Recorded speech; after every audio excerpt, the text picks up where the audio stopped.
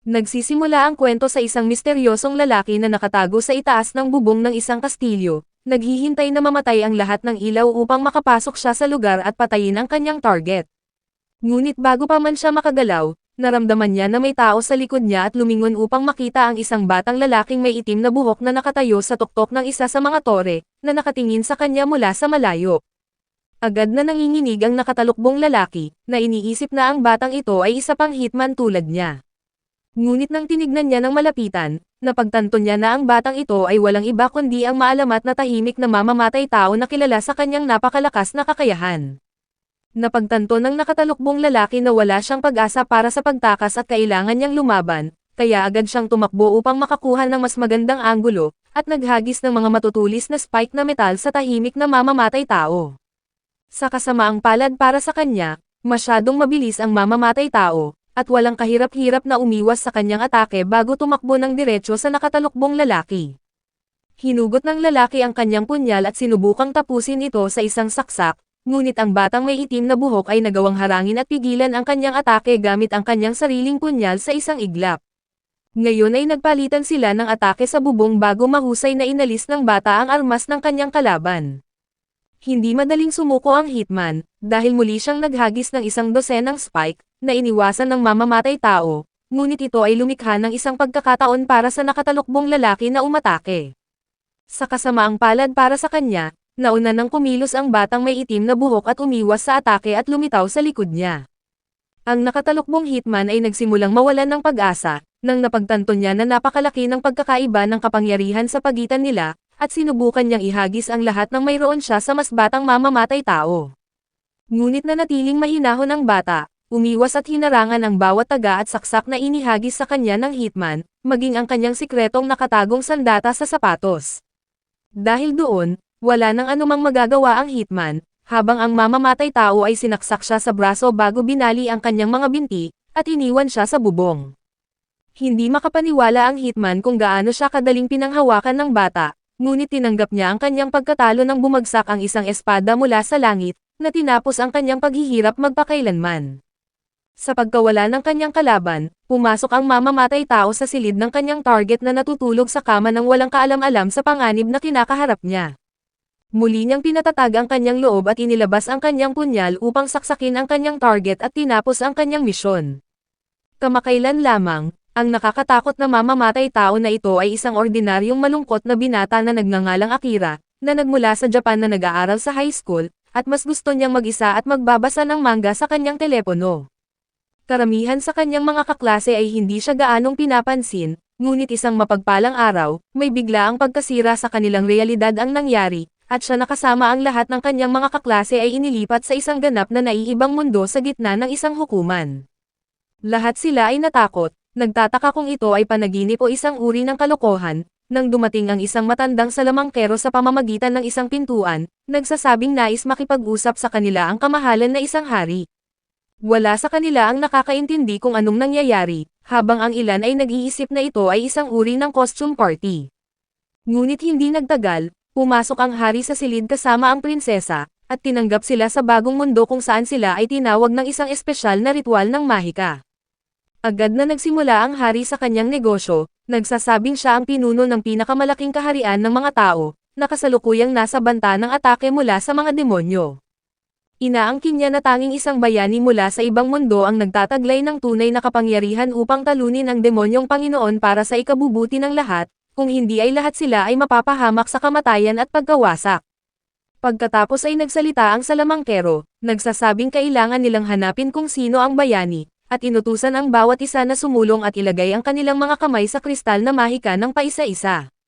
Isa sa mga nasasabik na lalaki ang nauna, inilagay ang kanyang mga kamay sa kristal upang ibunyag ang kanyang katayuan, na naging walang kwenta kundi isang tagapagsanay ng hayop.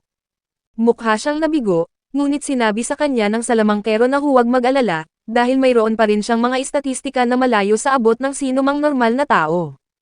Paisa-isa, natutunan ng mga mag-aaral ang kanilang katayuan at ang ilan ay naging salamangkero, ang ilan ay naging knights, at ang ilan ay naging healer. Ngunit may napansin si Akira na kakaiba, dahil tila lahat ay may panimulang istatistika na 180, habang ang kanyang mga istatistika bilang isang mamamatay tao ay 10 beses kaya nasa 1800. Sa wakas, ang susunod na lalaki na nagngangalang Sato ay lumapit sa Crystal Ball, at ibinunyag na siya ang bayani sa kanilang lahat na may panimulang istatistika na 1,000. Binati siya ng matandang salamangkero, nagsasabing ang panimulang istatistika ng bawat isang tao ay nasa pinakamataas na 500, ngunit dahil siya ay isang bayani, doble ang kanyang mga istatistika. Nagpapatunay ito na mayroong mali sa mga istatistika ni Akira, dahil tila halos doble ang kanyang mga istatistika kaysa sa mismong bayani. Lahat ay nagpalakpakan kay Sato dahil siya ang pinakasikat na lalaki sa klase, habang isa sa mga kaklase ni Akira ang nagtulak sa kanya upang ibunyag din ang kanyang mga istatistika sa lahat. Iniisip ni Akira ang sitwasyon na kanilang kinakaharap, at isinasaalang-alang na wala silang nalalaman tungkol sa mundong ito o kung paano ito gumagana. Pakiramdam niya ay isang tanga na ibunyag ang gayong abnormal na numero, at dapat muna siyang makakuha ng mas maraming impormasyon tungkol dito. Sa pagtatapos ng pag-aayos ng mga istatistika ng lahat at pagkakabunyag ng bayani, sinabi ng matandang salamangkero na bibigyan sila ng mga armas at iba pang kagamitan ayon sa kanilang mga klase, at ipapadala sila sa kanilang mga silid para sa gabing iyon. Habang bumabalik sa kanilang mga silid, napansin din niya ang isang nakatagong kamera, na nangangahulugang sinusubaybayan sila ng mga taong ito na talagang nakakapagtaka. Dahil doon ay nagpasya siyang gamitin ang kanyang kakayahang magtago ng presensya upang makalabas ng hindi napapansin. Nang nasa kanyang silid na, nagbihis siya ng naaayon bago lumabas sa kastilyo, pilit na iniintindi ang katotohanang nasa ibang mundo na siya. Dahil doon, nagpasya siya na dapat na siyang magsimulang magtrabaho sa pagkuha ng mas maraming impormasyon, at sa ilang talon, umakyat siya sa pader patungo sa tuktok ng kastilyo nang walang kahirap-hirap. Sa pagmuni-muni sa kanyang pambihirang kakayahan, biglang napansin ni Akira ang isang bukas na bintana. Tahimik siyang pumasok sa pribadong silid ng hari, kung saan narinig niya ang hari na tinatanong ang prinsesa kung ang lahat ay umaayon sa plano. Tiniyak ng prinsesa na ang mga estudyante mula sa kabilang mundo ay walang alam sa totoong sitwasyon, at may kakaunting kapangyarihang mahika, na hindi nagdudulot ng banta. Inutusan siya ng hari na manatiling alerto bago bumalik sa kanyang trabaho. Gamit ang kanyang kasanayan na concealed presence, halos hindi nakikita si Akira habang nakatayo sa tabi ng hari, at pinag-iisipan kung gaano kadali niyang matatapos ang buhay ng Maharlika bago magpasya laban dito. Kinabukasan, sa hapagkainan, pinagmamasdan ni Akira ang kanyang mga kaklaseng walang iniisip. Buong pagmamalaki na sinabi ni Sato, ang popular na good guy, na mas malakas sila sa bagong mundong ito, at dapat nilang gamitin ang kanilang kakayahan upang tulungan ang mga tao rito at labanan ang mga demonyong Panginoon, tulad ng iniutos ng hari. Masiglang sumang-ayon ang ibang mga estudyante sa naisip na planong ito. Gayunpaman, si Akira ay nag-iisip kung dapat ba niyang ibunyag ang kanyang natuklasan, napagtanto na ang mga tangang ito ay bulag na nagtiwala sa hari at prinsesa bilang mga kaalyado. Pagkatapos ng almusal, nagtipon ang mga estudyante sa training ground. Ipinakilala ni Saran ang kanyang sarili, bilang Lord Commander ng hukbong panghukbo, at ipinapaliwanag na bilang mga baguhan, sila ay sasailalim sa isang buwang pagsasanay bago ipadala sa isang piitan upang subukan ang kanilang kakayahan. Agad na hinikayat ni Sato ang lahat, nangako na gagawin nila ang kanilang makakaya, ngunit si Akira na nakatago pa rin ay pinagmamasdan ang pagpupulong mula sa malayo. Plano niyang magtipon ng mas maraming impormasyon ng mag-isa, ngunit sa kanyang pagtataka, sinundan siya ni Saran matapos ipagkatiwala ang klase sa kanyang tenyente na sigil. Nagtataka si Akira kung nawala na ba ang bisa ng kanyang kasanayang concealed presence, o mayroon itong limitasyon sa oras, ngunit ngumiti lang si Saran. Tiniyak ni Saran kay Akira na gumagana ng perpekto ang kanyang mga kakayahan. Pagkatapos ay ibinunyag niya ang kanyang sariling mahiwagang paningin, na nagpapahintulot sa kanya na makita ang mga pagkakaiba sa temperatura, na siyang nagbibigay ng walking thermal camera sa kanya. Ngayon ay nagulat si Akira, kaya agad niyang hinawakan ang kanyang sandata, at nagtanong kung magkakaroon sila ng problema. Gayunpaman ay pinapakalma siya ni Saran, sinasabing wala siyang balak na ilantad si Akira sa hari o prinsesa. Kahit na nag-aalangan, tinanong ni Akira kung sino ang tunay na kinakampihan ni Saran, at sumagot si Saran na ang sitwasyon ay mas komplikado kaysa sa simpleng paliwanag. Dahil naramdaman ang katapatan ni Saran, bahagyang ibinaba ni Akira ang kanyang depensa, at binanggit ang kanyang hangarin na bisitahin ang aklatan upang makakuha ng impormasyon. Nang tanungin ni Saran ang antas ng kanyang kakayahang concealed presence, inihayag ni Akira na ito ay ganap na isang nakakagulat na tagumpay, ngunit ang lahat ng iba pa niyang kakayahan ay antas isa lamang, at hindi niya alam kung paano mapapabuti ang mga ito. Ngumiti si Saran, na nagsasabing makakatulong siya, dahil hindi naman makukuha ni Akira ang talagang kailangan niya sa aklatan. Ngunit nag-alinlangan si Akira, tinatanong kung gaano niya mapagkakatiwalaan si Saran, ngunit ang akit ng mas malaking kapangyarihan ay hindi maitatanggi. Ngayong kontrolado ang kanyang emosyon, tinanong niya si Saran kung paano siya makakauwi. Inamin ni Saran na hindi niya alam, ngunit binigyang diin na kailangan ni Akira na lumakas hanggat maaari, at ipinaliwanag niya na ang kaligtasan ni Akira ay mahalaga upang makahanap ng paraan pabalik. Si Akira, na hindi mahilig sa libreng pabor, ay nag-alok na bayaran si Saran sa pamamagitan ng pagbabahagi ng kanyang kaalaman tungkol sa kanyang sariling mundo. Ang pagpapalitan na ito ang nagtatak ng kanilang tiwala, at kinamayan ni Akira si Saran, na siyang unang taong pinili niyang pagkatiwalaan sa bagong mundong ito. Hindi nagtagal, nagsimulang matuto si Akira tungkol sa iba pang lahi, tulad ng mga halimaw na tao at elves, na nakatira sa magkakahiwalay na kontinente. Patuloy siyang nagsasanay ng kanyang pisikal at mental na kakayahan, naiintindihan na ang patuloy na pagsasanay lamang ang paraan upang mapataas ang kanyang mga kasanayan at mapabuti. Samantala, ang kanyang mga kaklase ay nagsasanay ng hiwalay sa ilalim ng pagtuturo ni Gil. Isang gabi, nakipagkita si Akira kay Saran, matapos makahanap ng isang libro na pinaniniwalaan niyang isinulat ng Lord Commander. Kinuha ni Saran ang libro at ngumiti, kinumpirma niya na ito nga ang kanyang plano na pabagsakin ang hari, na pagtanto niya na matalino na ginawang isang cookbook.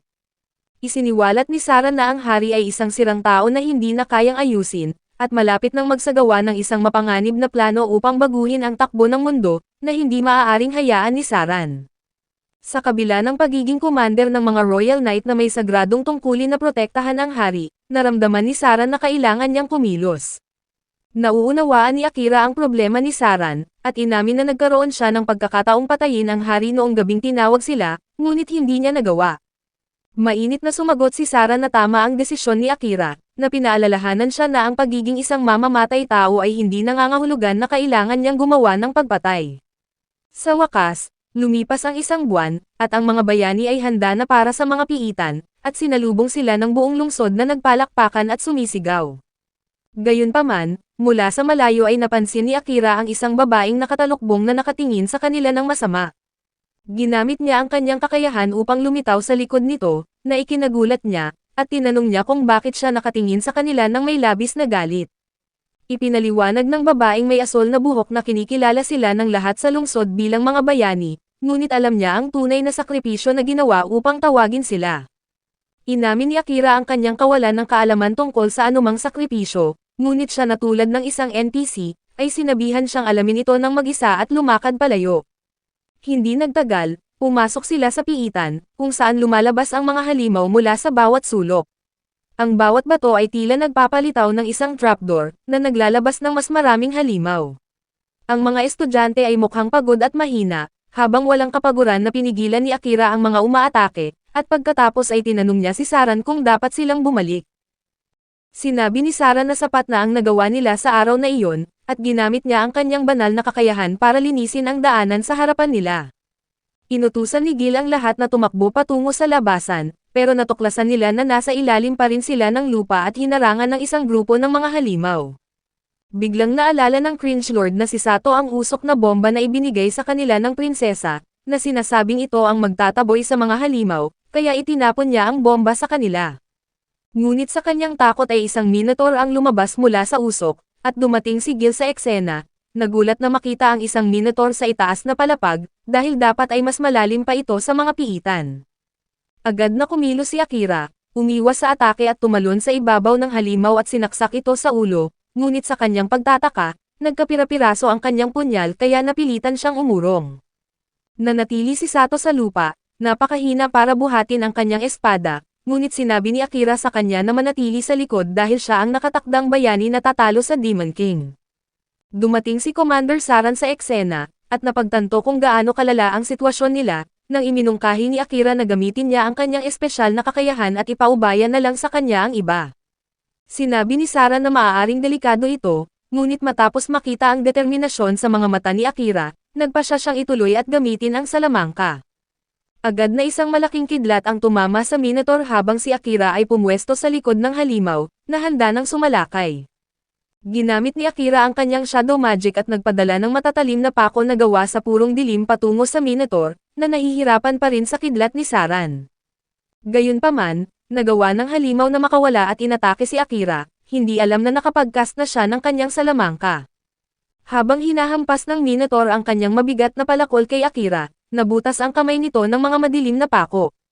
Binutasan ni Akira ang katawan nito ng mas maraming pako, at sa sandaling kumpiyansa siyang hindi na makakawala ang Minotaur mula sa kanyang kapangyarihan, sinimulan niyang hilahin ito pababa sa madilim na kailaliman sa ilalim ng mga paa nito. Ngayon ay nilamon ng kadiliman ang halimaw, at pinutol ng mga spike ang ulo nito bago pa man ito tuluyang maglaho. Lahat ay nagulat na makita na nagawa ni Akira na talunin ang isang napakalakas na halimaw, ngunit bigla na lang nawalan ng kontrol ang kanyang mga kapangyarihan. Nagkagulo ang lahat habang sinusubukan niyang bawiin ang mga shadow spikes, ngunit sa kabutihang palad, lumapit si Saran para tulungan siyang kumalma. Dahil sa gabay nito, nagawa ni Akira na mabawi ang kontrol sa kanyang kapangyarihan, at naglaho ang kanyang shadow magic. Nararamdaman niyang maswerte siya na buhay pa rin siya at sinabi ni Saran na talagang nalampasan niya ang kanyang mga inaasahan ngayon. Pagbalik nila mula sa piitan, nagpasalamat si Saran sa pagligtas niya sa buhay ng lahat, ngunit hindi niya nararamdaman na karapat-dapat siya sa lahat ng papuri. Sinabi niya na kung wala si Saran na sumusuporta sa kanya, hindi niya matatalo ang Minotaur, lalo na dahil hindi niya nagawang gamitin ng maayos ang kanyang kapangyarihan sa pagsasanay. Sinabi ni Saran na ito ang unang beses na narinig niya ang tungkol sa isang kakaibang kakayahan na tinatawag na shadow magic, at sumang-ayon siya na halos hindi makontrol ni Akira ang salamangka sa ngayon. Binalaan niya ito na mag-ingat sa paggamit nito sa susunod, at pagkatapos ay nagpasya siyang bigyan siya ng isang samurai sword na ginawa mismo ng unang bayani. Kinuha ni Akira ang espada at tinanong si Saran, bakit hindi niya ito ibinibigay sa kasalukuyang bayani sa halip na sa kanya, at sumagot ang komandante na mayroon ng banal na espada si Sato. Gayunpaman, ang mas malaking dahilan ay ninakaw ni Saran ang espada mula sa Royal Treasury, at ang pagbibigay nito sa bobong bayani ay magpapakulong sa kanya kaagad. Malugod na tinanggap ni Akira ang espada at pagkatapos ay natuklasan na mayroong mga inskripsyon malapit sa hawakan. Ang una ay nababasang Yamitiko Desai, at sa susunod na inskripsyon ay nais ng unang bayani na ang kanyang espada ay gagabay sa kanyang kahalili sa panahon ng kaguluhan. Sinabi ni Akira na gusto niya sanang makilala ang unang bayani. Nag-usap sila tungkol sa bayani, naalala ni Akira ang sumpa na ibinigay kay Sado, at kung bakit nila hindi ito mawasak gaano man karaming beses na sinubukan ng enchanter. Nararamdaman niyang mayroong kakaiba na nangyayari, at may teorya si Saran tungkol dito. Ang taong nasa likod ng sumpa ay ang prinsesa, na sinubukang gawing puppet si Sato, gamit ang isang ritual ng dark magic. Gayunpaman, dumating si Akira doon sa tamang oras at sinira ang magic crystal na ginagamit niya para isagawa ang ritual.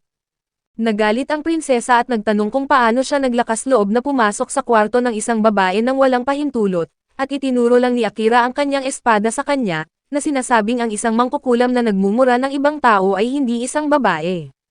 Tinanong niya kung bakit niya ginagawa ito, at sumagot ang prinsesa na para sa kapakanan ng hari ang lahat. Tinanong ni Akira kung bakit niya sinusunod ang hari, at inulit ng prinsesa ang naunang pahayag na may mga mata na tila walang buhay at katinuan. Napagtanto din ito ni Akira at umalis sa silid, ngunit ang prinsesa ay may mas maraming magic crystal, na plano niyang gamitin para isumpa ang iba pang mga estudyante. Samantala, dinala ni Akira ang kristal sa lugar ni Saran, at sinabi sa kanya na tama siya tungkol sa prinsesa na sinusumpa si Sato. Gayunpaman ay mukhang hindi na ito bago, dahil sinabi ni Saran na hindi pa siya humihinto sa kanyang masasamang gawain. Tinanong niya si Akira kung ipinakita niya ang kanyang mukha sa prinsesa, at kinumpirma niya, sinasabing gusto niyang magkaroon ng maayos na pag-uusap sa kanya, ngunit hindi siya magaling sa kanyang mga salita. Sinabi ni Saran na ang prinsesa ay hindi hihigit sa isang puppet para sa hari sa ngayon, at pagkatapos ay sinabi kay Akira na huwag siyang matulog sa loob ng palasyo ngayong gabi. Nagulat si Akira tungkol sa dahilan, at ipinaliwanag ni Saran na ang prinsesa ay maaaring kulamin ang sinuman, ngunit hindi niya maaaring patayin si Akira, dahil hindi niya kailanman ipinahayag ang kanyang katayuan sa kanya. Ibig sabihin ay susubukan ng prinsesa na ipapatay siya sa halip, at gusto ni Saran na lumayo siya sa palasyo. Tinanong ni Akira si Saran kung hindi siya papagalitan dahil sa kanyang kapabayaang pagpapakita ng kanyang mukha, at sumagot ang komandante na ang mga binata ay naging pabigla-bigla at walang ingat, at tungkulin ng mga matatanda tulad niya na tulungan ito. Kinabukasan, nagising si Akira sa ingay na nagmumula sa palasyo at pagdating niya doon, nakita niya ang isang malaking pulutong ng tao. Napansin niyang malaya na si Sato mula sa sumpa, at nagtanong kung ano ang nangyayari, at sinabi ni Sato na patay na si Saran at hindi matanggap ni Akira ang balitang iyon. Tumakbo siya sa gitna ng maraming tao para makita ang walang buhay na katawan ni Saran na nakahiga sa sahig na may punyal na nakasaksak sa kanyang puso. Dahil doon ay lubos na nalungkot si Akira sa pagkawala ng kanyang nag-iisang kaibigan sa mundong ito, ngunit sinabi ng kanyang mga kaklase na tigilan niya ang pag-arte dahil naniniwala sila na siya ang pumatay. Itinuro nila na ang punyal na ginamit sa pagpatay kay Saran ay pag-aari niya, at ipinaalala ni Akira sa kanila na nabasag ang kanyang punyal sa laban nila sa Minotaur. Gayunpaman, walang sino man ang handang makinig sa kanya, at inakusahan nila siya na malabo at hindi mapagkakatiwalaan mula nang dumating silang lahat dito. Nagtataka si Akira kung nasa ilalim sila ng sumpa ng prinsesa, at napatunayan niya na tama siya sa paraan ng kanilang pagbibintang sa kanya. Tanging si Sato lamang ang lumapit para ipagtanggol siya, na nagsasabing kailangan nilang imbestigahan ng mabuti ang bagay na ito, ngunit idineklara ng hari na papatayin si Akira dahil sa pagpatay sa kanilang minamahal na komandante. Inutusan niya ang kanyang mga gwardya na dakpin siya, ngunit ginamit ni Akira ang isang kakayahan para itago ang kanyang presensya at nakatakas ng walang pinsala. Habang ipinapadala ng hari ang kanyang mga tropa para hanapin siya sa buong palasyo, nagpunta si Akira kay Gil, na nagbunyag na pinatay ng isang elite assassin si Saran sa direktang utos ng hari. Pinaghahanap din siya ng assassination squad, ngunit inasahan ito ni Saran, at naghanda siya ng mga gamit sa paglalakbay sa kanyang silid. Sinabi ni Gil kay Akira na kunin ang mga gamit at tumakas, at nagpasalamat siya sa komandante bago nagmamadaling pumunta sa silid ni Saran para kunin ang mga gamit, ngunit nakalimutan ang maliit na pouch sa kanyang pagmamadali. Nang gabing iyon, pinag-uusapan ng hari kung gaano kadaling bumagsak si Saran kaysa sa inaakala niya, at ngayon ay wala nang sino man ang makakasalungat sa kanila. Sinabi ng prinsesa sa kanya na tapos na ang sumpa sa lahat ng mga estudyante maliban sa bayani, at ngayon ay kailangan lang nila ng dahilan para simulan ang digmaan sa mga karatig kaharian. Nasiyahan ang hari sa kanyang narinig, at sinabi niya sa prinsesa na ipadala ang mga elite assassin para kay Akira, upang siguraduhin na hindi siya mabubuhay ng sapat para maging banta sa kanila. Samantala, si Akira ay nagtago sa piitan dahil sinabi minsan ni Saran sa kanya na ito ang pinakamagandang lugar para iwasan ang mga taong humahabol sa kanya, ngunit ang tanging kulang dito ay malinis na inuming tubig. Ang piitan din ang pinakamagandang lugar para mag-level up at pagbutihin ang kasanayan ng isang tao, ngunit karamihan sa mga tao ay hindi ito ginagawa dahil napakadelikado. Binalaan ni Saran si Akira na kahit ang kanyang kakayahan sa pagtatago ng presensya ay hindi siya kayang protektahan mula sa matataas na antas ng halimaw na may hindi kapanipaniwalang matalas na pandama. Ngunit kung mag-level up siya ng sapat, magagawa niyang burahin ang kanyang amoy at maging ang temperatura ng kanyang katawan para malinlang ang halos sinuman. Sinunod niya ang kanyang mga salita, nagsimulang lumalim si Akira sa piitan, nakikipaglaban sa malalakas na halimaw tulad ng flamehounds na sumasabog pagkatapos mamatay. Naalala ni Akira na sinabi ni Saran sa kanya ang tungkol sa espesyal na kakayahan na natatanggap ng lahat pagkatapos maabot ang level 100, at kung paano ito nagpapalakas sa kanila. Ang pagtalo sa mga boss ng piitan ang pinakamabilis na paraan para makakuha ng mas maraming karanasan, ngunit ito rin ay isang labanan ng buhay o kamatayan na hindi niya matatakasan kapag nagsimula. Determinado si Akira na lumakas ng mabilis sa lahat ng paraan, at matapos talunin ang mga flamehounds, pumasok siya sa boss room kung saan naghihintay sa kanya ang isang dambuhalang demonyong leon. Agad na nagsimulang umatake ang halimaw na leon at iniiwasan ni Akira ang lahat, ngunit hindi niya napansin na ang buntot ng halimaw ay isang ahas na kayang magbuga ng kamandag. Dahil sa pagkabigla niya sa kamandag, sinaksak siya ng halimaw gamit ang kuko nito. Napagtanto ni Akira na maswerte siyang nakaligtas pa rin siya, ngunit wala pa siyang planong sumuko. Habang inihagis siya ng leon, nagpa siya si Akira na gawin ang lahat at pinakawalan ang kanyang shadow magic. Agad na binutasan at nilamon ng mga madilim na spike ang halimaw, ngunit hindi ito makontrol ni Akira ng matagal dahil nawalan siya ng malay. Gayunpaman, isang boses ng lalaki ang nagmula sa loob niya, na nagsasabing masyadong maraming pinsala ang natamo ng master, kaya napilitang lumabas ang shadow magic.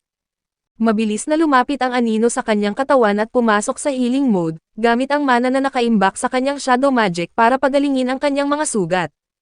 Pagbalik sa palasyo, sinabi ni Sato sa kanyang mga kaklase na dapat na silang lumabas para talunin ang Demon King ngayon, ngunit karamihan sa kanila ay nagsabi na hindi pa ito ang tamang oras dahil namatay ang kanilang Knight Commander.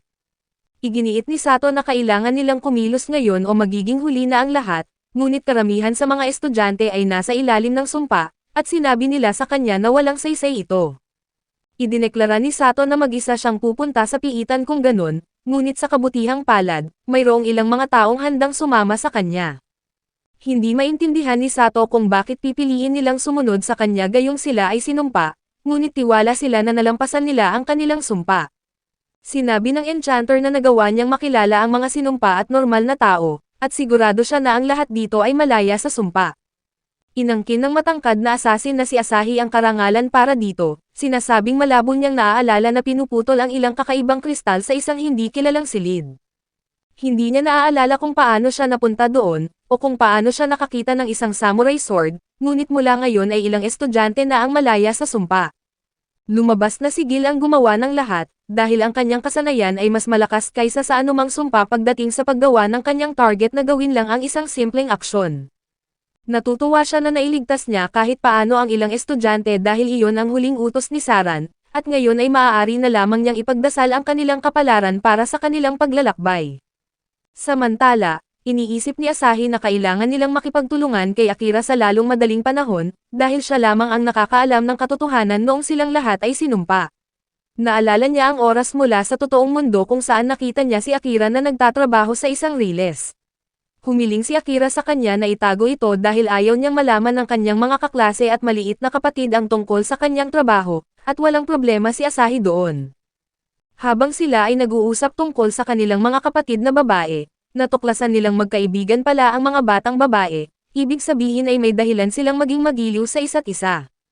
Samantala, pagbalik sa piitan, nagising si Akira mula sa panaginip tungkol sa parehong pangyayari, iniisip kung ligtas si Asahi. Bigla niyang napansin na mas maayos ang pakiramdam ng kanyang katawan kaysa noong dati, nang tingnan niya ang kanyang status, nakita niyang tumaas ang kanyang mga stats, tumaas ang kanyang buhay, at umangat pa ang antas ng kanyang magic skill kahit isang beses pa lamang niya ito nagamit. Hindi niya maintindihan kung paano nangyari iyon, ngunit walang oras para mag-isip pa at nagpa siyang magpatuloy pa sa ilalim ng piitan. Sa lalong madaling panahon ay nakarating siya sa ika-75 palapag, kung saan agad siyang inatake ng isang slime na halimaw. Nagulat si Akira na makakita ng slime sa ganoong lalim na palapag at pinatay niya ito, ngunit mula sa loob ng katawan nito ay may isang magandang batang elf ang lumabas. Nabigla siya at ginamit ang isang skill na hindi pa niya nagagamit noon, na tinatawag na World Eye. Sa sandaling gamitin niya ito, nakita niya ang mga nakakatakot na larawan na halos siya masuka, kaya agad niyang pinatigil ang skill bago pa mapuno ng labis na impormasyon ang kanyang isipan. Sa sandaling iyon, nagising ang batang elf na si Amelia. Tinanong ni Akira kung ayos lang siya, at sinabi niyang maayos naman, ngunit hindi siya pinagkakatiwalaan ni Akira. Nakita na niya ang status nito gamit ang kanyang World Eye, at alam niyang bumaba ang buhay nito hanggang sa 2% na lamang, at alam din niyang mayroon din itong parehong skill at ginamit na iyon sa kanya.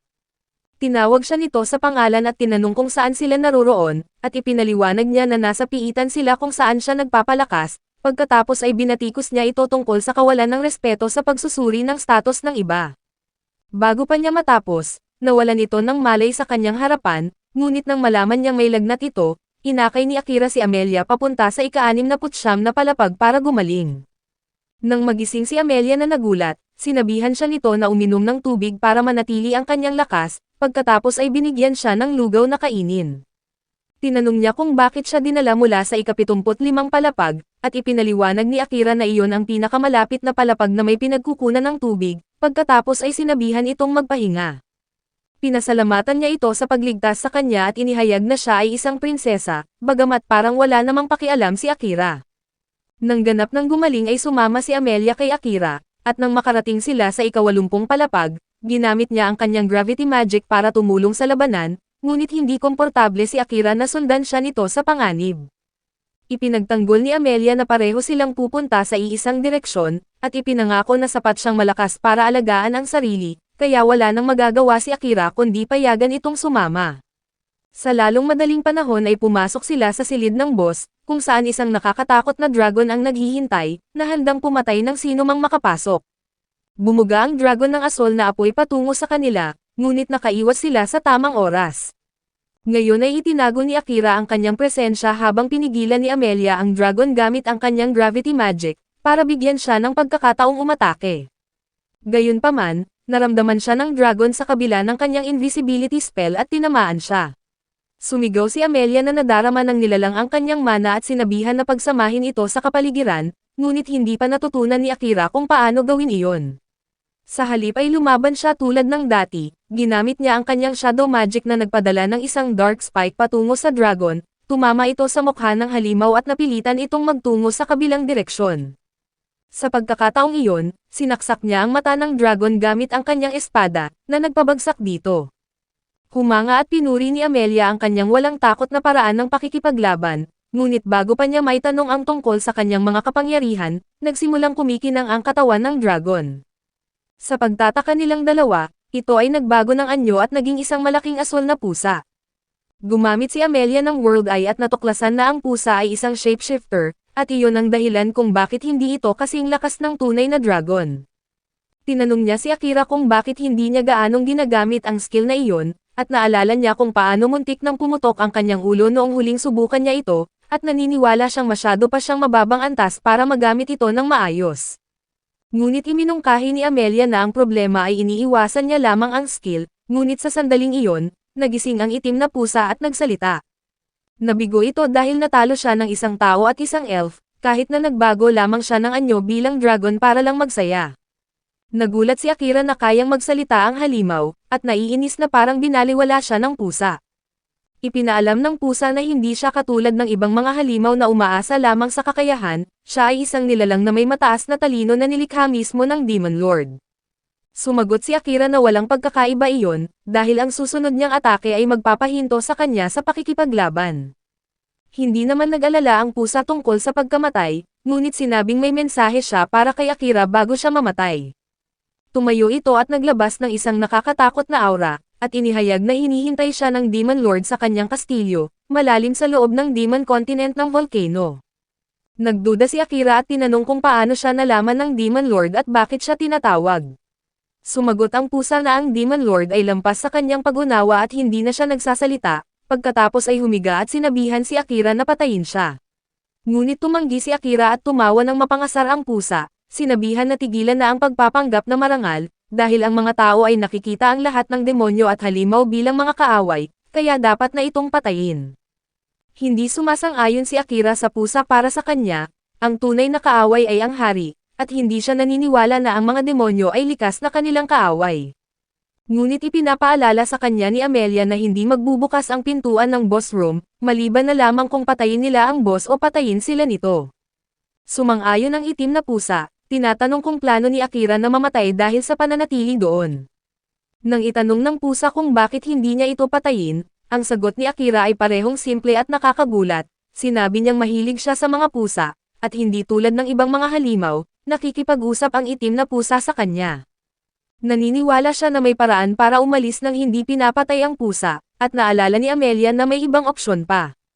Ipinaliwanag niya na kung gagawa ng kasunduan si Akira sa itim na pusa at tatanggapin ito bilang kanyang master, hindi na ito makikilala bilang isang boss monster, at magbubukas ang pintuan.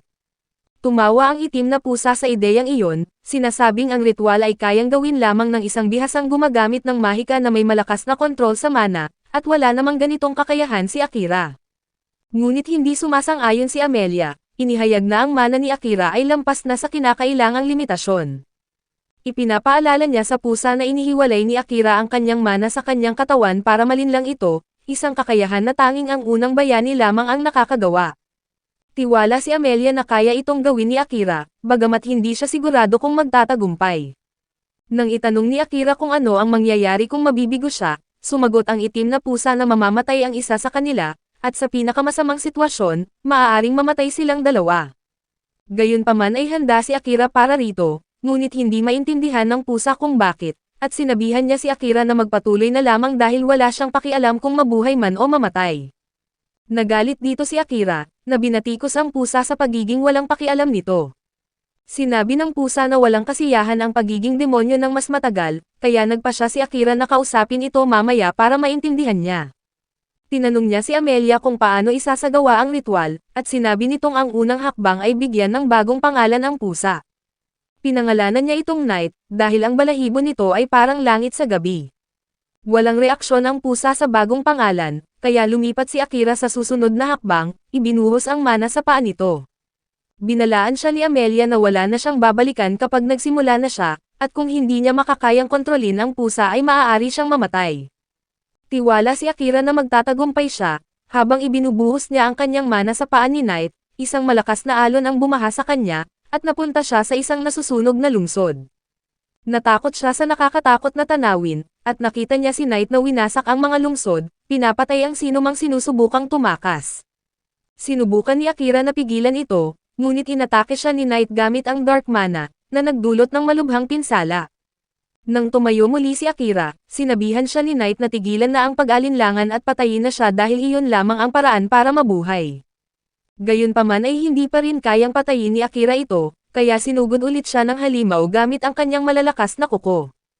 Ang mga pinsalang natatanggap ni Akira sa mundo ng panaginip ay nagsimulang makaapekto sa kanyang tunay na katawan, kaya napilitan siyang lumaban. Itinapon niya ang kanyang patalim, ngunit madaling tinaboy ito ni Knight at nagsimulang ihanda ang kanyang dark power para tapusin ang labanan. Sumugod si Akira pasulong, ngunit sa halip na umatake, hinayaan niyang saksakin siya ng mga kuko ni Knight, kaya nagulat ang pusa at hiniling na malaman kung ano ang kanyang ginagawa. Sinabi ni Akira na ayaw niyang patayin si Knight, at alam niyang ayaw din nitong pumatay ng sinuman. Sumagot si Knight na siya ay isang halimaw, kahit na may talino siya, ang kanyang instinct ay patuloy na nagsasabi sa kanya na patayin ang sinumang makakahadlang sa kanya. Sinabi ni Akira na hindi na kailangang pahirapan ni Knight ang kanyang sarili ng mag-isa, hinawakan niya ang mga kuko ni Knight at nangakong sasamahan siya, tinitiyak na hindi na ito kailangang gumawa ng ganitong bagay muli. Pagkatapos ay dahan-dahang nawala ang mundo ng panaginip, at habang nagsimulang magtiwala si Knight, lumiliit siya hanggang sa maging normal na laki ng pusa at niyakap niya si Akira. Sumikat ang araw sa mundo ng panaginip, na sumasalamin sa kapayapaan na nararamdaman ngayon ni Knight. Bumalik si Akira sa katotohanan at hinawakan si Knight para kumpirmahin na gumana ang ritual, isang gininto ang marka ang lumitaw sa likod ng kanyang kamay, at ang pulang marka sa noo ni Knight ay naging ginintoan din. Ipinaliwanag ni Amelia na ito ang tanda ng matagumpay na kasunduan, na nag-uugnay sa kaluluwa ni Akira sa pusa. Nagising si Knight at sinabing natutuwa siyang makita kung hanggang saan aabot si Akira, at tinanggap niya si Akira bilang kanyang master at ipinangakong magiging tapat siya. Ipinakilala ni Amelia ang sarili, at sinabi ni Knight na iginagalang din niya ito bilang kasama ng kanyang master. Sa sandaling iyon, isang bilog ng mahika ang lumitaw sa sahig, na nangangahulugang natalo na ang boss. Sinabi ni Akira na gusto niyang pumunta sa susunod na palapag, ngunit may sugat si Knight. Sumagot si Knight na mananatiling bukas ang pintuan hanggang sa gamitin nila ito, kaya hindi nila kailangang magmadali. Nagpasya siyang magpahinga at gumaling, at iminungkahi ni Amelia na gamitin nila ang oras para mas makilala pa ang isa't isa. Agad na sumang-ayon si Knight, at nagulat si Akira sa bilis ng pagbabago ng ugali nito. Samantala, nakarating sina Sato at ang kanilang grupo sa isang bansa na itinatag ng isang bayaning tinawag mula sa Earth, na katulad nilang lahat. Nagulat sila nang makitang ang bansa ay eksaktong katulad ng makasaysayang Japan. Lahat ay pamilyar sa kanila, kaya nagpahinga sila bago talakayin ang kanilang mga plano. Sinabi ni Sato na ang kanilang pangunahing prioridad ay ang pera, dahil isang buwan na lamang ang natitira bago mawalan ng pera at matuluyan. Isang kasapi ang nagmungkahi na maging adventurer, ipinaliwanag na iyon ang pinakamagandang trabaho para sa kanila at sumasang-ayon si Sato. Lumipat siya sa susunod na paksa, ang pagkakaroon ng impormasyon, kaya iminungkahi niya na humanap ng taong maraming alam tungkol sa mundo at maghanap ng mga aklat na may mahalagang detalye. Isang batang lalaki ang napabuntong hininga, umaasang mayroong aklat na nagpapaliwanag kung paano makakabalik sa Earth. Ngunit naniniwala si Sato na ang pagtalo sa Demon Lord ang pinakamabuting paraan, dahil sa palagay niya ay tanging ang hari at prinsesa lang ang mayroong alam kung paano sila mapapauwi. Kahit na sila ay masama at baluktot ang ugali, sinabi niya na kailangan nilang makuha ang kanilang pabor sa pamamagitan ng pagtalo sa Demon Lord. Ipinahayag niya na kapag mayroon na silang sapat na pera at impormasyon, diretso silang pupunta sa pugad ng mga demonyo, ngunit hindi sumasang-ayon si Asahi. Pinagtatalunan ni Asahi na dapat silang sumama kay Akira bago pumunta sa Demon Continent, dahil ang kanyang kutob ay nagsasabi na si Akira ay mas mabilis na lumalakas kaysa sa sinumang bayani, at talagang kailangan nila ito sa kanilang grupo. Ang ilang miyembro ay sumasang-ayon kay Asahi, habang ang iba naman ay naniniwala pa ring pumatay si Akira kay Commander Saran. Isang maliit na away ang nagsimula, ngunit ang mga babae ang humarap para sa alitan. Tinatanong nila si Sato ng kanyang opinyon, dahil bilang pinuno, siya ang gumagawa ng huling desisyon. Sumasang-ayon si Sato kay Asahi, naniniwala siyang mas malakas na ngayon si Akira kaysa sa kanila, ngunit duda siyang makakasama nila ito ng maayos. Ipinaliwanag niya na ayaw ni Akira na makisali sa iba, at hindi pa rin siya naaalala kahit na magkakaklase na sila mula pa noong mga bata pa sila. Nagulat ang lahat, at kinikilala rin ni Asahi na hindi talaga sanay si Akira sa pagiging kasapi ng grupo. Dagdag pa ni Sato na ayon sa mga alamat, tanging ang banal na espada na hawak ng bayani ang makakapagpatumba sa Demon Lord, kaya kailangan niyang maging sapat na malakas para sa tungkuling iyon.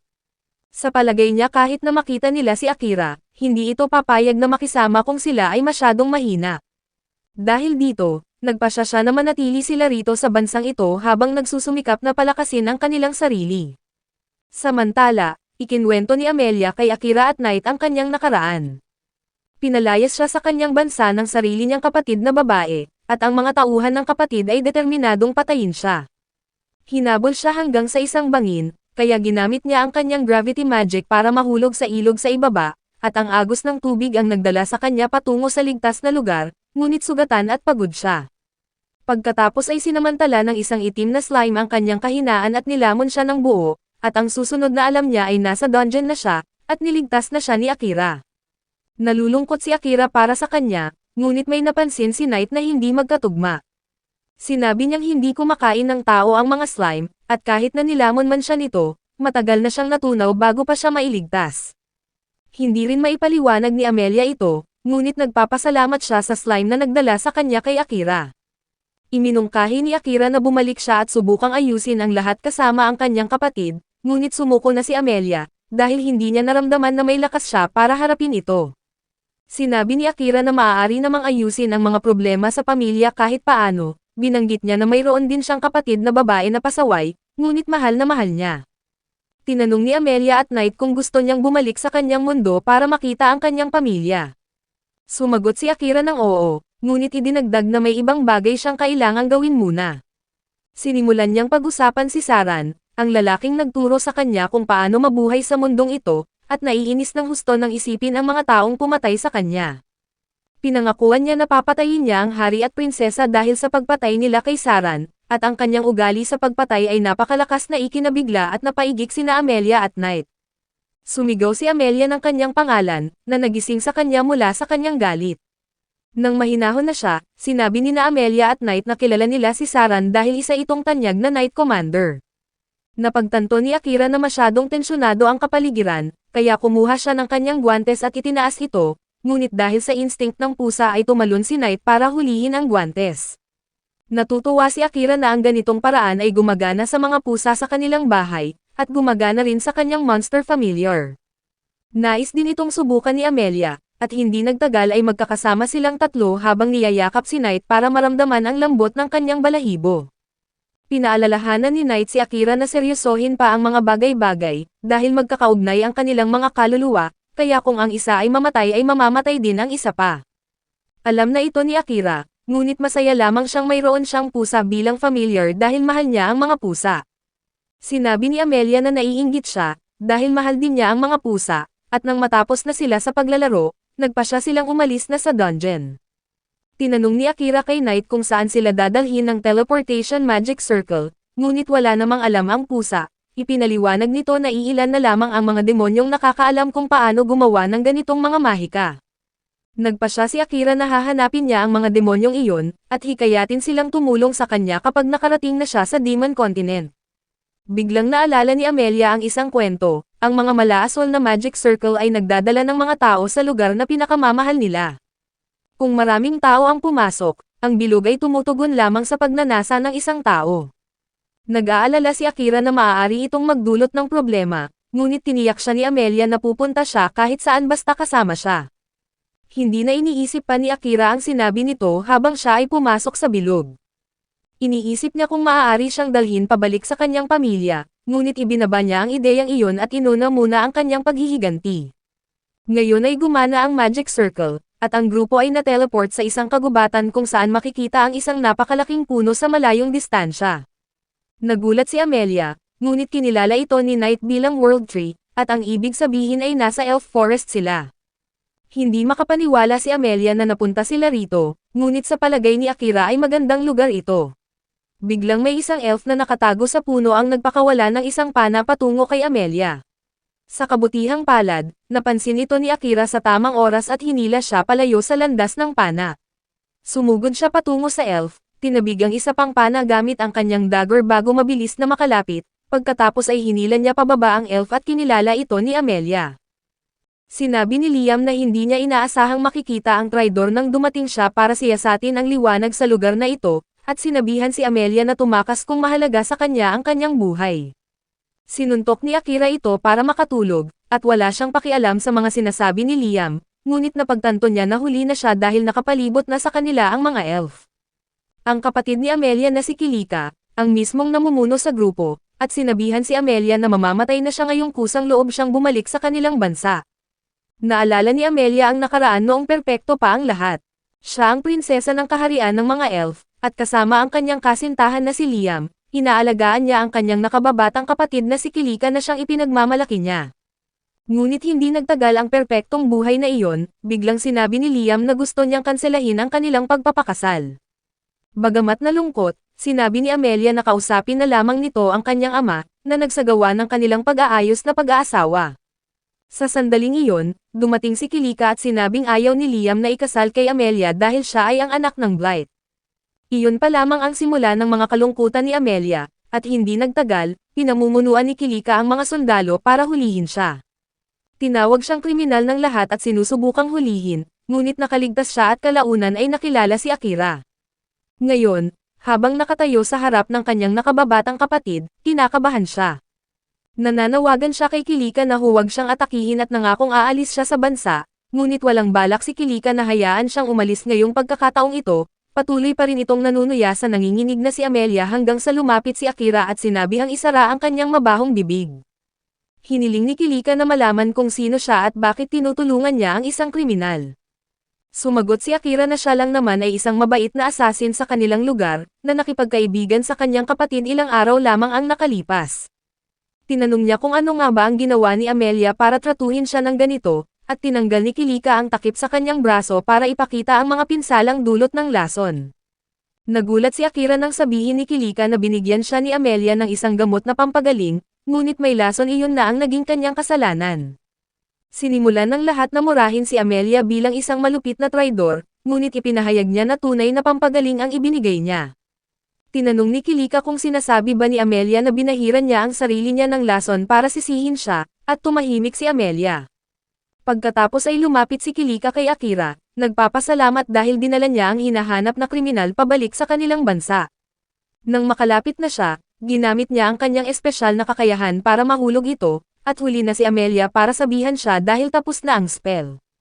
Tiwala si Kilika na nasa pamamahala na niya si Akira, kaya walang makakapagligtas kay Amelia. Ngunit biglang sumigaw si Amelia kay Kilika, sinabihan itong bawiin ang kanyang kakayahan at humingi ng paumanhin, dahil tanging si Akira lamang ang may karapatang magpasya kung ano ang gusto niyang gawin.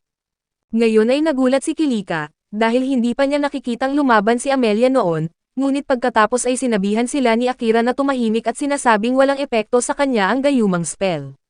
Labis na natuwa ni Amelia, habang nagulat naman si Kilika. Ipinaliwanag ni Knight na ang mga spell na naglalagay ng sumpa sa isip ay hindi gumagana sa mga taong mas malakas kaysa sa gumagamit nito, at iyon ang sitwasyon ni Kilika at Akira. Hindi matanggap ng prinsesa ng mga elf na may mas malakas pa sa kanya. Sinabi ni Akira na tatanggapin niya na mas mahina siya kung aaminin ni Kilika na nilagyan niya ang sarili niya ng lason para sisihin si Amelia. Naiinis si Kilika at inutusan ang mga sundalo na patayin si Akira, na handang gamitin ang kanyang shadow magic para talunin silang lahat. Sa kabutihang palad, dumating ang hari sa tamang oras at inutusan ang lahat ng sundalo na ibaba ang kanilang mga sandata. Nagulat si Kilika, dahil dapat ay nasa mahabang biyahe ito para sa negosyo. Tanong ng hari ng mga elf kung ano ang nangyayari, at sinabi ng isang sundalo na nilagyan ni Amelia ng lason si Kilika, ngunit pinagalitan siya ng hari at sinabihan ang kanyang anak na babae na siya na ang sumagot. Tumahimik si Kilika, habang ang mga sundalong nasa kontrol niya ay iginiit na walang ginawang mali ang prinsesa. Agad na napagtanto ng hari na ginamitan niya ng sumpa ang mga sundalo at inutusan itong bawiin agad ang spell. Nang hindi siya makapagsalita, sinabihan siya ng hari na paparusahan siya mamaya dahil sa kanyang hindi magandang asal. Pagkatapos ay lumapit siya kay Akira, humihingi ng paumanhin para sa mga ginawa ni Kilika, ngunit sinabihan itong umalis agad, dahil ang ibang lahi ay hindi pinapayagang pumasok sa kaharian ng mga elf. Sinabi ni Amelia sa hari na niligtas siya ni Akira mula sa panganib at tinulungan siyang umuwi, ngunit wala itong pakialam. Ngayon ay naiinis si Amelia at sinabing sasama siya kay Akira pauwi, dahil ayaw na niyang manatili sa bansang makitid ang pag-iisip ng hari.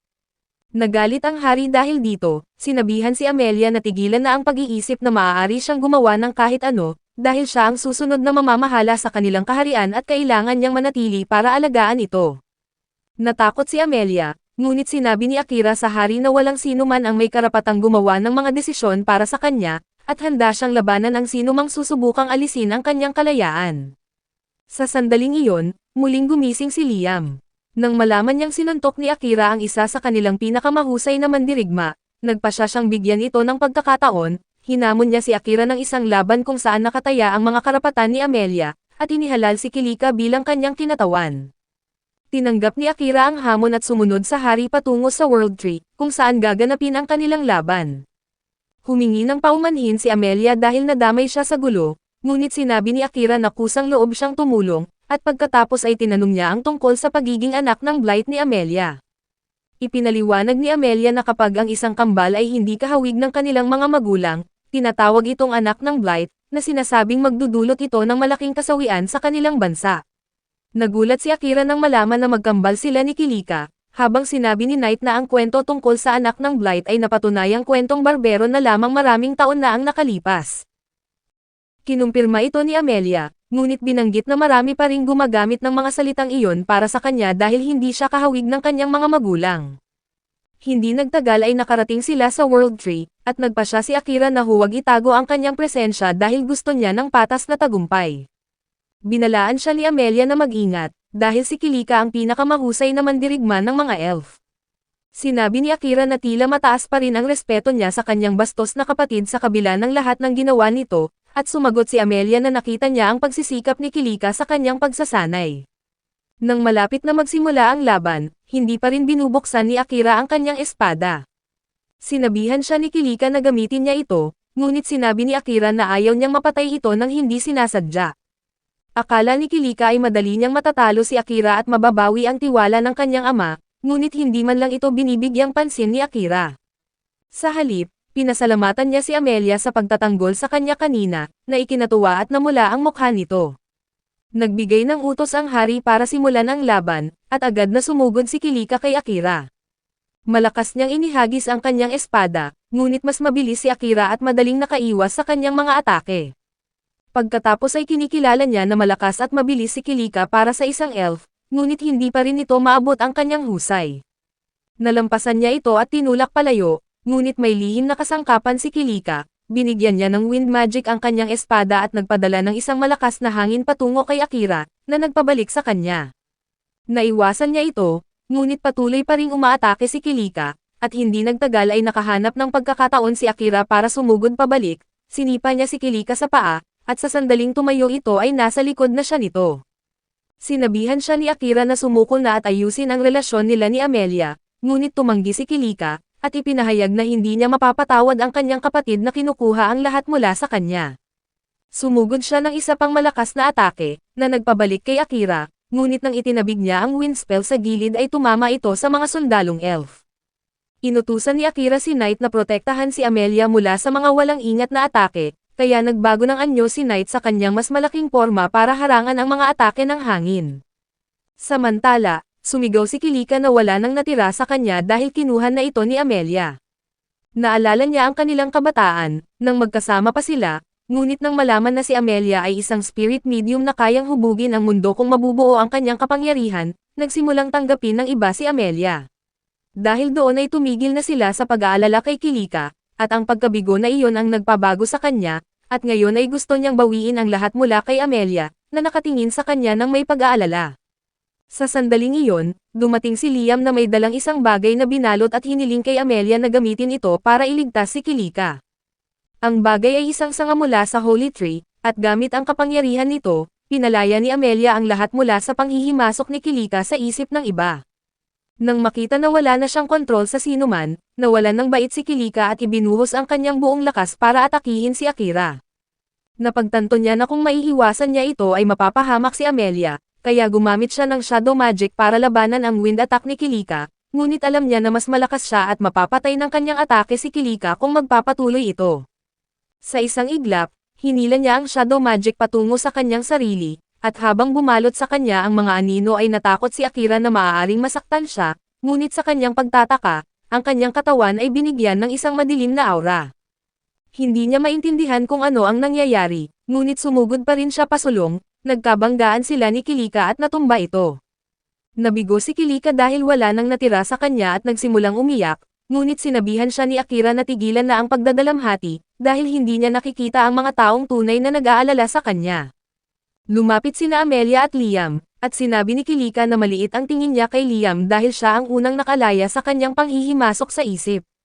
Inakusahan niya itong pumunta agad kay Amelia ng makalaya, ngunit ipinaliwanag ni Amelia na hindi naman talaga ito naapektuhan ng kanyang spell.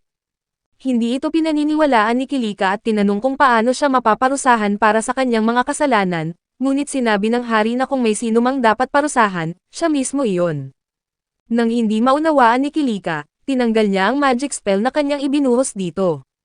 Bumalik ang mga nawalang alaala ni Kilika, noong bata pa siya, nagsikap siyang maging malakas at gustong pumasok sa piitan para mag-level up. Ngunit pinayagan lamang siya ng kanyang ama na pumunta hanggang sa ikatlong palapag, at nagtataka siya kung sapat na iyon. Isang araw, isang misteryosong babae ang nag-alok na tulungan siyang maging malakas ng mabilis, binigyan siya ng isang magic spell na makakatawag ng malalakas na halimaw para mapabilis ang kanyang pagsasanay. Tinanggap ito ng inosenteng babae nang hindi na nag-iisip, ngunit nang gamitin niya ito, lumitaw ang mga malalakas na orc, at hindi niya ito natalo kahit na ibigay pa niya ang lahat ng kanyang lakas. Sinubukan niyang tumakas, ngunit sumunod sa kanya ang mga orc palabas ng dungeon. Ngayon ay natakot siya para sa kaligtasan ng kanyang mga tao, kaya nagpasya siya na harapin ang mga orc.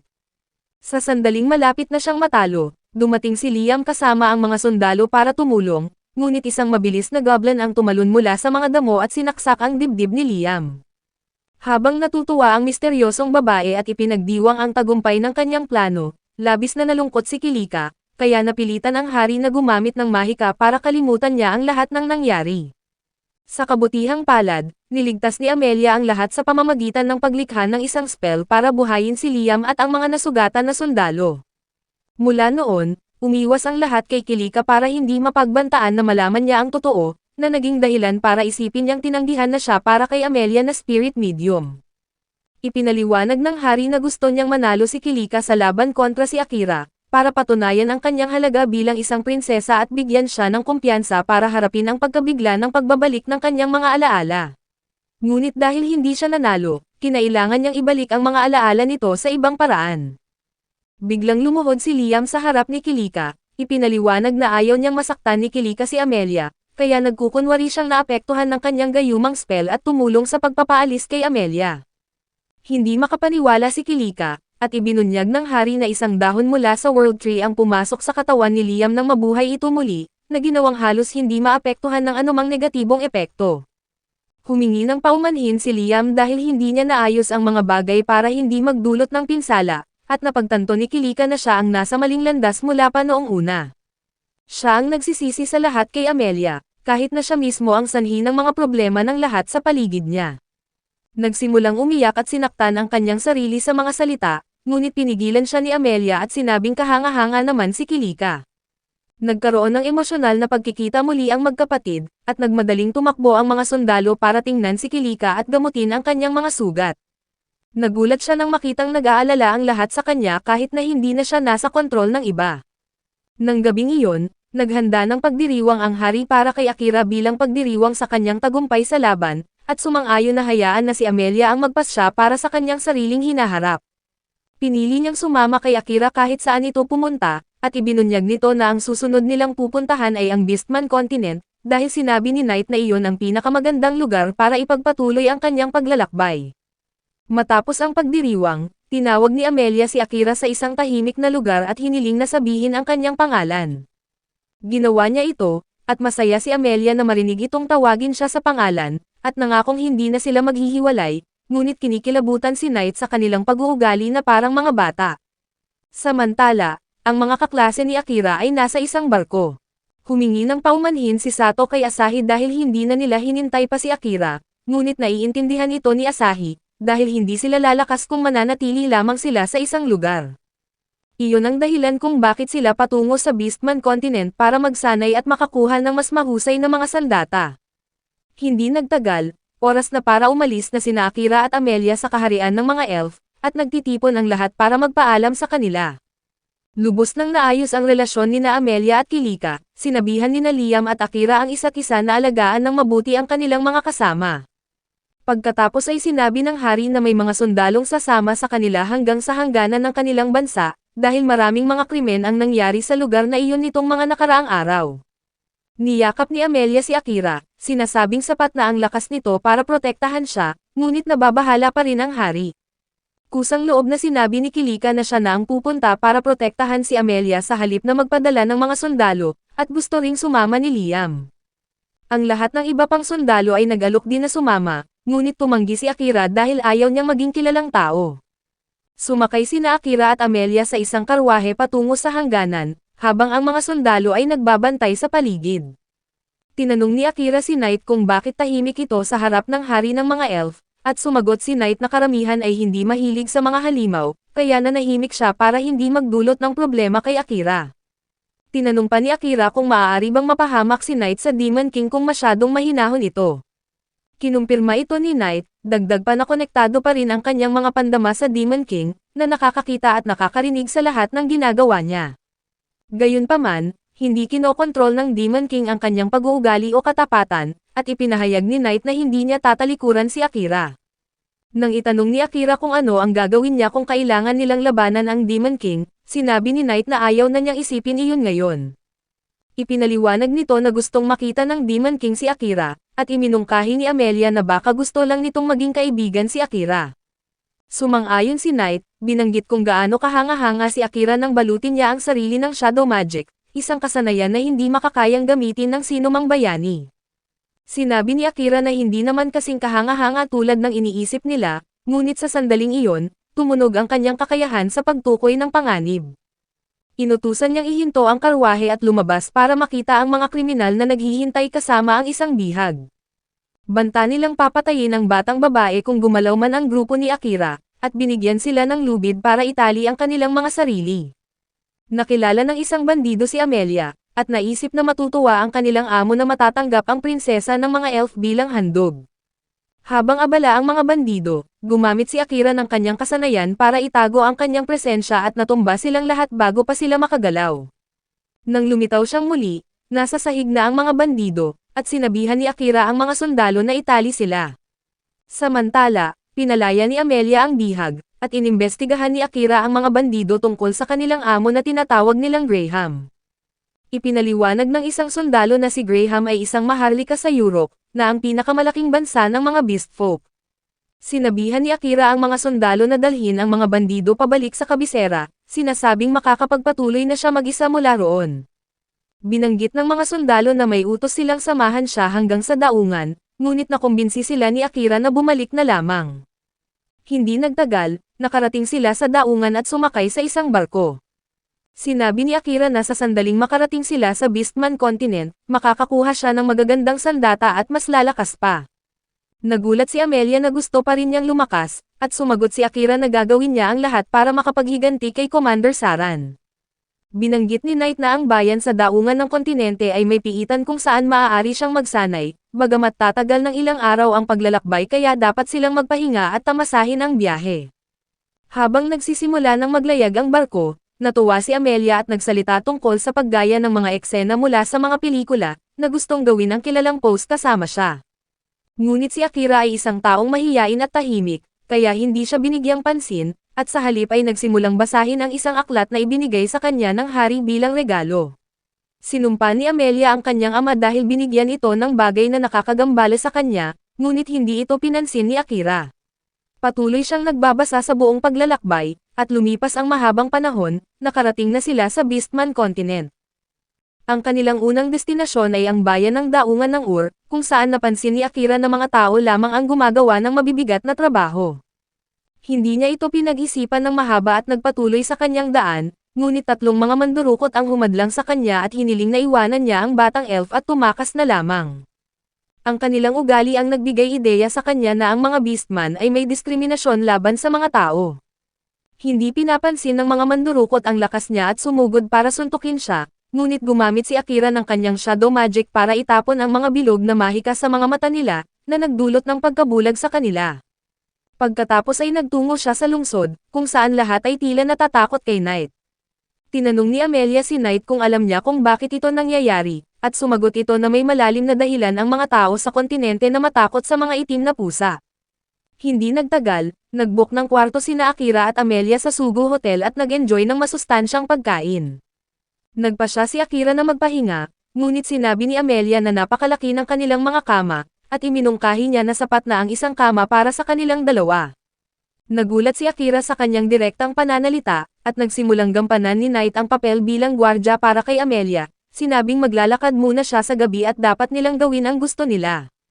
Nabigla si Akira habang masayang pumasok si Amelia sa banyo para maligo, ngunit nang lumabas siya, tila natutulog na si Akira.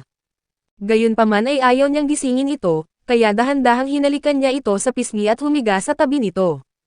Ngunit hindi alam ni Amelia na nagkukunwari lamang si Akira na natutulog, at hindi pa siya handa para sa anumang kakaibang gawain kasama siya. Kinaumagahan, bumalik si Knight ng tamang oras nang magising si Akira.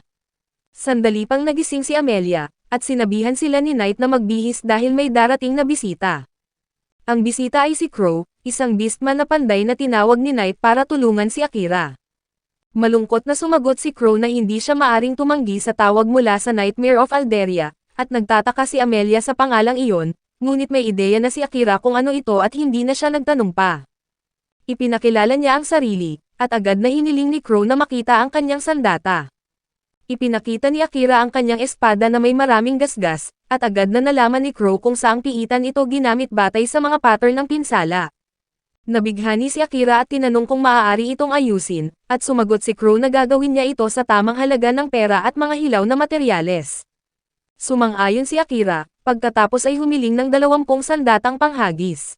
Napagtanto ni Crow na si Akira ay isang assassin, ngunit binanggit na parang hindi pa handa ang isip niya para hawakan ang mga kalidad na sandata nang hindi ito masisira. Naiinis si Amelia nang marinig ito, ngunit sinabihan siya ni Akira na tumahimik dahil tama naman si Crow.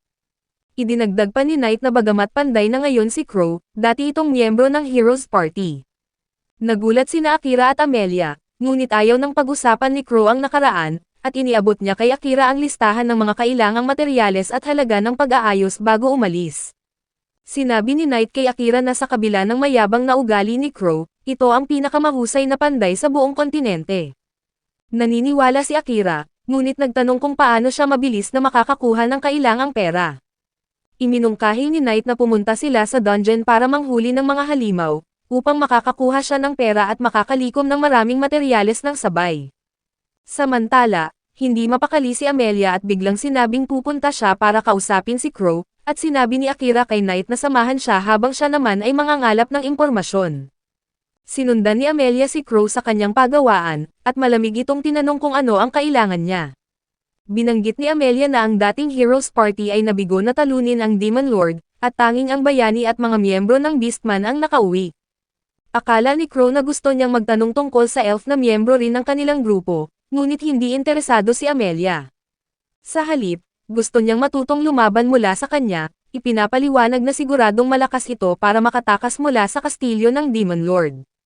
Agad na tumanggi si Crow at sinabing hindi na siya tatanggap pa ng mga alagad. Tinanong ni Amelia kung mayroon na itong mga estudyante dati, at ibinunyag ni Crow na marami na itong tinuruan noon, ngunit walang sino man ang nakayanan ang kanyang pagsasanay dahil sila ay natakot sa pressure at tumakas na lamang. Nangako si Amelia na hindi siya susuko at gusto niyang manatili kay Akira, ngunit alam niyang mas malakas ito kaysa sa kanya at nais niyang makahabol sa antas nito. Patuloy pa ring tumanggi si Crow, pagkatapos ay lumingon kay Knight at sinabing tinanggap niya lamang ang kahilingan na ayusin ang mga sandata ng kanyang amo at wala nang iba pa. Kinikilala ito ni Knight, dagdag pa na hindi amo ni Knight si Amelia kaya malayang tinanggihan ang kanyang kahilingan. Gayunpaman, hindi siya natutuwa na tinatawag siya ng Nightmare of Adoria tuwing pagkakataon. Ipinagtibay ni Crow na iyon lamang ang nararapat sa kanya, at hindi na napigilan ni Amelia ang kanyang pagtataka. Tinanong niya kung ano ang pinag-uusapan nila, at ipinaliwanag ni Knight na 100 taon na ang nakalipas, ang Adoria ang pinakamakapangyarihang lungsod sa Beastman Continent. Inutusan siya ng Demon King na atakihin ito bilang pagbayad dahil sa pagsalakay ng mga Beastman sa kanyang teritoryo, at ang tanging layunin niya ay magdulot ng pinsala at takutin ang mga pinuno. Ngunit nangingibabaw ang kanyang instinct bilang halimaw, nawalan siya ng kontrol, at ganap na sinira ang lungsod. Noong araw na iyon, nakuha niya ang pangalang Nightmare of Adoria, at ang mga itim na pusa ay naging simbolo ng takot sa buong kontinente. Narinig ni Akira ang buong kwento sa pamamagitan ng kanilang telepathic link at nadama ang panghihinayang para kay Knight.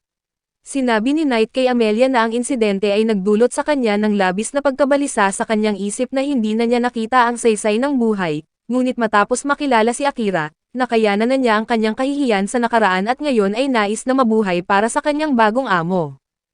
Nalungkot si Crow sa komento ni Amelia, ngunit tiniyak niya kay Knight na wala siyang sama ng loob dito. Ipinagpatuloy niya ang kwentong sinasabi ni Knight, na sinabihan si Amelia na pagkatapos ng insidente, pumunta siya sa isang puntod para magbigay galang sa mga biktima ng pag-atake ni Knight. Nakakagulat na nandoon din si Knight, at nagkakakilala sila. Noong oras na iyon, sinabi ni Knight kay Crow na saksakin siya kung gusto nito ng paghihiganti, ngunit hindi interesado si Crow. Akala niya, si Knight ay isang kasangkapan lamang ng Demon Lord, at walang kabuluhan ang paghihiganti sa kanya. Gayunpaman, ayaw din niyang patayin ang Demon Lord dahil may iba siyang tunay na kalaban, at ipinaliwanag niya kay Knight na ang kanyang kapatid na nakatira sa lungsod, ay hindi namatay sa pag-atake ni Knight. Kabilang siya sa mga nakaligtas, at tumutulong na iligtas ang mga sugatan nang dumating ang isang maharlikang nagngangalang Graham. Nagmamadali si Graham na umalis, natatakot na bumalik si Knight, at handang pinasabog ang mga sirang gusali para maglinis ng daan, at hindi pinapansin ang mga taong nakakulong doon. Sinubukan ng kapatid ni Crow na pigilan siya, ngunit sinipa niya ito at ipinagpatuloy ang pag-atake sa lahat ng nasa kanyang daan, na ikinamatay ng lahat sa lugar. Nagalit si Crow at gustong patayin si Graham, ngunit pinigilan niya ang kanyang sarili, iniisip na hindi iyon gugustuhin ng kanyang mabait na kapatid. Tinawag ni Amelia na isang duwag si Crow dahil ginagamit nito ang kanyang kapatid bilang dahilan para iwasan ang laban. Dahil doon ay nagalit si Crow, ngunit ibinunyag ni Amelia na dati ay ganoon din siya, hanggang sa bigyan siya ni Akira ng kumpiyansa na harapin ang kanyang mga problema. Si Crow na pagod na sa kanyang pagsusumikap na mapabuti, ay sinabihan si Amelia na lumayas. Samantala, pumunta si Akira sa dungeon, ngunit nalaman niyang limitado ang pagpasok ayon sa rank ng adventurer. Habang iniisip niya na magpapanggap para makapasok, nagkaroon ng pagsiklab ng mga halimaw. Malalaking tangkay ng enerhiya ang bumulwak mula sa gusali ng dungeon, at lumabas ang malalakas na halimaw mula sa mga butas, at sinunog ng mga tangkay ng enerhiya ang lahat ng nasa kanilang daan. Si Amelia nakakarating lamang mula sa lugar ni Crow, ay gumamit ng kanyang gravity magic para sugpuin ang mga ito. Sinabihan niya si Knight na tulungan ang mga tao, at mabilis itong sumugod para iligtas ang marami hanggat maaari. Habang kinokontrol ni Amelia ang enerhiya, lumitaw ang isang nakatalukbong lalaki na nakasakay sa isang halimaw at sinabing ang kanyang mahika ay nagbabalik ng magagandang alaala. Nakilala ni Amelia na ito ang manloloko kay Kilika para pakawalan ang mga orc na naging sanhi ng insidente. Ipinakilala ng lalaki ang sarili bilang si Orim, at sinabihan si Amelia na inutusan siya ng Demon Lord na huwag siyang patayin dahil sa kanyang natatanging mahika, ngunit pinayagan siyang atakihin siya ng sapat lang para manatiling ligtas. Pagkatapos ay nagpatugtog siya ng kakaibang plauta, nagpadala ng enerhiya para palibutan si Amelia. Napansin ni Amelia ang mga halimaw na naghihintay sa loob ng enerhiya at napagtanto niya na ganap siyang nakulong, na walang paraan para iwasan ang atake ni Orim. Si Akira na abala sa pakikipaglaban sa mga halimaw, ay kinontak ni Knight, na nagsabing dinukot si Amelia ng isang demonyo at dinala sa dungeon. Agad na sumugod si Akira sa dungeon, ngunit napakaraming halimaw, at ang asol na enerhiya ay humaharang din sa kanyang daan. Kumuha siya ng espada mula sa kamay ng isang patay na tao at nagsimulang manghuli ng mga halimaw, ngunit hindi ito sapat na mabilis na pamamaraan. Sa sandaling iyon, dumating si Knight at humingi ng paumanhin dahil hindi niya naprotektahan si Amelia, ngunit sinabi ni Akira na wala na itong saysay ngayon. Sinabihan niya si Knight na umatras, dahil sabay-sabay niyang haharapin ang lahat. Agad na lumipad si Knight, at pinakawalan ni Akira ang kanyang shadow magic para kainin ang lahat ng halimaw at ang asol na enerhiya. Nararamdaman niyang nalulunod siya sa galit, napagtanto na si Amelia ay naging napakahalaga para sa kanya kaya nararamdaman niya ang matinding emosyon. Nangako siyang ililigtas niya ito sa anumang paraan, ngunit pagkatapos niyang gamitin ang lahat ng kanyang shadow magic, nawalan siya ng malay dahil sa labis na paggamit ng enerhiya. Pinapanood ni Knight ang lahat ng ito mula sa kalangitan, at nang bumagsak si Akira, mabilis siyang lumapit sa tabi nito. Habang iniisip niya kung paano siya tutulungan, narinig niya ang boses ng sistema na naglilingkod kay Akira. Sinabi ng boses na gumamit si Akira ng mas maraming mana kaysa sa kayang hawakan ng kanyang katawan, kaya automatikong gumagana ang healing shadow magic para gamutin siya. Mabilis na binalot ng mga anino si Akira, at nagsimulang kumislap ang kanyang katawan habang ginagamit ng shadow magic ang nakaimbak na mana para ayusin siya. Tanging si Knight lamang ang nakapanood nito ng may pagkamangha at pagtataka, hindi maintindihan kung ano ang nangyari. Makalipas ang isang araw, nagising si Akira nang may pagkabigla at tinanong si Knight kung nasaan siya ngayon. Ibinunyag ni Knight na dinala niya ito sa bahay ni Crow matapos siyang mawalan ng malay, at nang makita ang lumulubog na araw, tinanong ni Akira kung 5 oras siyang walang malay. Sinabi ni Knight na 1 araw at 5 oras siyang walang malay, at naintindihan niya ito dahil sa dami ng mana na sabay-sabay niyang ginamit. Sinabihan niya si Akira na sa kabutihang palad, automatikong gumagana ang kanyang shadow magic at ginagamot siya, kung hindi ay namatay na siya. Nang tanungin kung ano ang shadow magic, sumagot si Akira na wala siyang ideya, ngunit sinabing hindi ito mahalaga ngayon dahil may mas malaki silang problema. Agad siyang bumaba kung saan naghihintay si Crow, at pinasalamatan ni Akira si Crow sa pagpapahiram sa kanya ng pinakamahusay na silid at hiniling na idagdag ito sa kanyang bayarin. Pagkatapos ay tinanong ni Crow kung saan siya pupunta, at sumagot si Akira na kailangan niyang iligtas si Amelia sa lalong madaling panahon. Sinabi ng panday na mahigit 1 araw na ang lumipas, at baka nasa Demon Continent na si Amelia. Idineklara ni Akira na pupunta siya sa kastilyo ng Demon Lord, ngunit sinabihan siya ni Crow na kumalma. Sumigaw si Akira na mahinahon siya at nagmamadali lang, ngunit sinabihan siya ni Crow na alam niyang nagkukunwari siyang mahinahon dahil nakalimutan niya ang kanyang mga sandata. Sumigaw si Akira na wala siyang sandata ngayon dahil inaayos ang mga ito, ngunit sinabihan siya ni Crow na tatapos ang ating anime recap. Kung nag-enjoy ka ay huwag kalimutang mag-like, mag-subscribe at i-hit ang notification bell para lagi kang updated. Maraming salamat at kita-kits sa susunod na anime adventure.